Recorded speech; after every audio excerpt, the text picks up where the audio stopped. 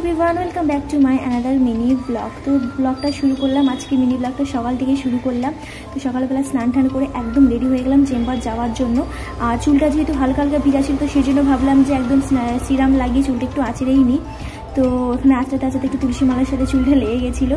তো তারপরে আর কি রেডি হয়ে গেলাম, একদম চুল টুল আঁচড়ে স্টোল ফোল বেঁধে নিলাম, কারণ বাইরে প্রচণ্ড রোদ আর আমি স্টোল ছাড়া বাইরে একদমই বেরাই না। তো কেমন লাগছে আমাকে কমেন্ট করে জানিও। এই যে আমার ফুল লুক, একদম স্টোল বেঁধে নিয়েছি, চশমা টশমা পরে নিয়ে রেডি হয়ে গেছি। তো এইভাবেই আমি চেম্বারে রোজ যাই। তো তোমাদের সাথে ছোট্ট একটা শেয়ার করে নিলাম ভিডিও। তো চেম্বার থেকে এসে তারপরে আর কি এই যে দেখছি দিদি খাওয়াচ্ছে বেটুকে। বেটুর খুব খিদে পেয়ে গেছিলো আজকে, আর মা এখানে রান্না করছে, মানে রান্না বান্না হয়ে আর কি বাসন টাসন ধুচ্ছে। তো আমারও খুব খিদে পেয়ে গেছিলো আজকে, আর চেম্বার থেকে আসতে দেরি হয়ে গেছিলো। তো আজকে আমার ফেভারিট ডিশ হয়েছিল আলু পোস্ত, ভাত, ডাল, আর একটা হচ্ছে বড়া ভাজানো কী ছিল সামথিং, আর শাক ভাজা। তো খেয়ে দিয়ে একটা জব্বেশ ঘুম দিয়ে বিকেলে উঠে কর্নফ্লেক্স খেলাম। কর্নফ্লেক্স খেতে আমার খুব ভালো লাগে। তারপরে এসে আর কি পেশেন্ট চলে এসেছিলো, পেশেন্টকে ভাইব্রেশন মেশিনে দিলাম।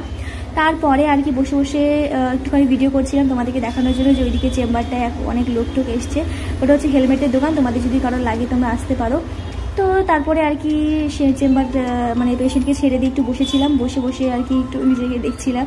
তারপর আর কি মা ফোন করলো, দিয়ে মা ফোন করে মা দিদি এলো, দিয়ে দুজন সবাই মিলে আমরা গেলাম একটুখানি গোলবাজারে একটা দোকানে, যেখানে আর কি তরকারি পাওয়া যায় সব নিরামিষ। তো মা ব্লগটা আজকের মতো এখানেই শেষ করলাম। তোমাদের কেমন লাগলো তোমরা কিন্তু কমেন্ট করে জানিও, আর যদি ভালো লাগে সাবস্ক্রাইব করতে কিন্তু একদম ভুলো না। টাটা সবাইকে, সবাই খুব ভালো থেকো।